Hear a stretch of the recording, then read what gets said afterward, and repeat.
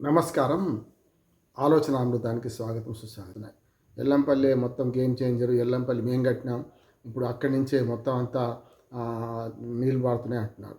పంపులు ఆన్ చేయకుండా నీళ్ళు పారుతున్నాయి అని చెప్పి ఎక్స్ మినిస్టర్ జీవన్ రెడ్డి గారితో సహా, ఈశ్వర్ గారితో సహా, కుప్పల ఈశ్వర్ గారు, అట్లాగే మన వినోద్ కుమార్ గారు వీళ్ళందరూ వెళ్ళి ఇవాళ చాలామంది ఎమ్మెల్యేలు అక్కడికి వెళ్ళి ఆ pump house, Gayatri pump house అటువంటి దగ్గర చూపించారు కూడా. సో 94,000 కోట్ల రూపాయల ఖర్చులో మరి మేడిగడ్డ ఎంత, 2 పిల్లర్స్ ఏంది, కథ ఏంది, అసలు ఆ 3 దాటి ఎక్కడి నుంచి పోతున్నాం అనే దాని మీద కాంగ్రెస్ నాయకులు కూడా చాలా అసత్య ప్రచారం చేస్తున్నారని నాకు అనిపిస్తుంది. అసలు వాస్తవం వాళ్ళకి తెలుస్తలేదా, లేకుంటే తెలిసి చేస్తున్నారా అని ఆలోచించాల్సిన అవసరం ఉంది. ఇప్పుడు ఒకవేళ ఆ 3 బ్యారేజీలలో 3 వేస్ట్ అనుకుందాం కొద్దిసేపటికి, మరి తమ్మిడిహట్టి దగ్గర నుంచి ఎల్లంపల్లి దాకా నీళ్ళు పోస్తామన్నారు దాకా ఇప్పుడు మళ్ళీ సుందిళ్ళు ఎందుకు అవసరం వస్తుంది అంటే, ఇప్పుడు చిల్లి కాదు తూట అన్నట్టు 3 బ్యారేజీలు కట్టే బదులు ఏ బ్యారేజీ కట్టకుండా డైరెక్ట్గా ఎల్లంపల్లికి నీళ్ళు వచ్చేవని ఇప్పటిదాకా కాంగ్రెస్ నాయకులు చెప్పారు. ఇప్పుడు ఏమంటున్నారు, సుందిళ్ళ మార్గంగా తీసుకొస్తా అంటున్నాడు. అంటే ఏ బ్యారేజ్, తమ్మిడిహట్టి దగ్గర బ్యారేజ్ తప్పదు, సుందిళ్ళకి పోసుడు తప్పదు, సుందిళ్ళ నుంచి ఎత్తిపోసుడు తప్పదు. అంటే మధ్యన ఒకటే బ్యారేజా? అన్నారం బ్యారేజ్ ఒకటే తప్పు కట్టినట్ట. మేడిగడ్డ బదులు ఇప్పుడు అక్కడ మేడిగడ్డ మనకు బదులు ఒక బ్యారేజ్ అక్కడ మనకు తమ్మిడిహట్టి దగ్గర కడతా ఉంటాడు. అంటే ఒకటే బ్యారేజ్ తక్కువ కోసం ఇప్పుడు ఇంత ప్రయత్నం చేయాలన్న సమస్య వస్తుంది. తమిళనాడు దగ్గర మంచిదే, ఎందుకంటే ఆదిలాబాద్ జిల్లాకు అన్యాయం జరిగింది. ఇప్పుడు ఈ ప్రాణహిత చేవల ప్రాజెక్టులో ఉన్న తమ్మిడిహట్టి అక్కడి నుంచి ఎల్లంపల్లి డైరెక్ట్ అనే మాట ఇదివరకు అన్నారు, కానీ ఇప్పుడు సుందిలు అంటున్నారు కనుక మళ్ళీ కింద నుంచి ఎత్తిపోసుడే కదా వాళ్ళు అనేది కూడా, మరి అదే వాస్తవం అవుతుంది కదా. అట్లాగే ఇప్పుడు ఎల్లంపల్లికి మనకు ఏదైతే గేట్లు పూర్తి స్థాయిలో బిగించకుండా 10 ఏళ్ళు ఆపింది కదా. మనకు గూడెం బ్రిడ్జి వాళ్ళకి ఈ రాజకీయ నాయకులు తెలియదా, తెలిసి మాట్లాడితే తెలియక మాట్లాడతారు. గూడెం దగ్గర బ్రిడ్జి, అటు పక్కనే గూడెం సత్యనారాయణ స్వామి దేవాలయం ఉంటుంది, ఇటు పక్కనేమో రాయపట్నం బ్రిడ్జి అంటారు దాన్ని. అక్కడ మరి గతంలో పాత బ్రిడ్జి, నిజాం కాలం పాత బ్రిడ్జి ఉండేది, అది మునిగిపోద్దని భయానికే చాలా నీళ్ళు నింపింది. ఎప్పుడైతే హై లెవెల్ బ్రిడ్జ్ కట్టిన తర్వాత పూర్తి స్థాయిలో 20 టీఎంసీ నింపింది. అప్పుడు 5-10 టీఎంసీ దాటి ఎప్పుడు నింపలే. అటువంటి అప్పుడు దాన్ని గేట్లు మరమ్మతు చేసి అన్నీ చేసిన తర్వాత కాంగ్రెస్ హయాంలో ఒక్క పైప్ లైన్ ద్వారా గోదావరి నీళ్లను తీసుకొస్తే ఇప్పుడు 2వ పైప్ లైన్ మళ్ళీ నడుస్తుంది కదా మళ్ళీ.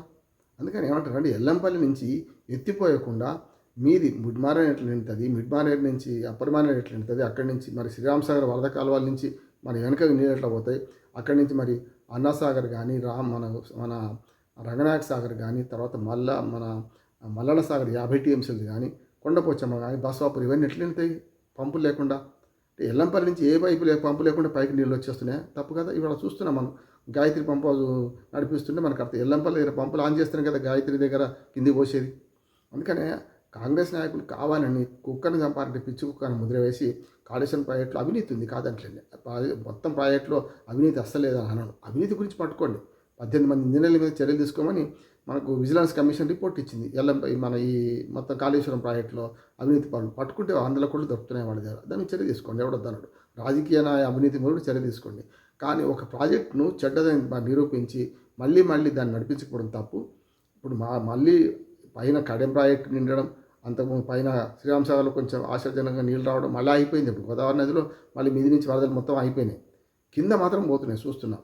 ఇవాళ భద్రాచలం దగ్గర 2వ ప్రమాద హెచ్చరిక మన ఎత్తిందంటే అర్థం చేసుకోవచ్చు. ప్రాణహిత నదిలో నీళ్ళు ఉన్నాయి, అక్కడి నుంచి గోదావరి నదిలో ఇప్పుడు ఎల్లంపల్లి నుంచి కూడా విడవడం జరిగింది, ఇవన్నీ పోతున్నాయి కదా.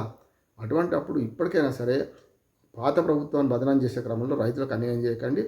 ఎప్పుడు కూడా ఈ ప్రాజెక్టు ద్వారా ఎప్పుడైతే మన సకాలంలో వరి నాట్లు వేసుకోవడానికి వీలయ్యే ప్రాజెక్ట్ ఇదివరకు అని చెప్పానంటే, ఎండాకాలంలో కొంచెం వర్షాలు మొదలు కాకముందు మొత్తం అప్పటిదాకా ఉన్న నీళ్ళన్నీ ఎత్తిపోసుకొని, అప్పటిదాకా మన మేడిగడ్డ దగ్గర కానీ అన్నారం దగ్గర సుందిల దగ్గర ఎక్కువ నీళ్ళు నిల్వ చేసి అవి ఎండాకాలం ముందు రోహిణి కార్తీకాలం ముందు అన్నీ ఎత్తిపోసుకొని, ఎట్లాగో అప్పటికి మరి ఎల్లంపల్లి నీళ్ళు ఉండే, శ్రీరామసాగర్ నీళ్ళు ఉండేవి, ఇవి ఎత్తిపోసుకొని సకాలంలో జూన్లోనే వరి నాట్ల కోసం మనకు నీళ్ళు ఇచ్చింది అనుకోండి, వర్షాలు బాగా పడితే ఏం చేయొచ్చు, అప్పుడు 3 పంప్ హౌజులు పనిచేసేసి ఇక్కడి నుంచి నీళ్ళు ఇవ్వచ్చు.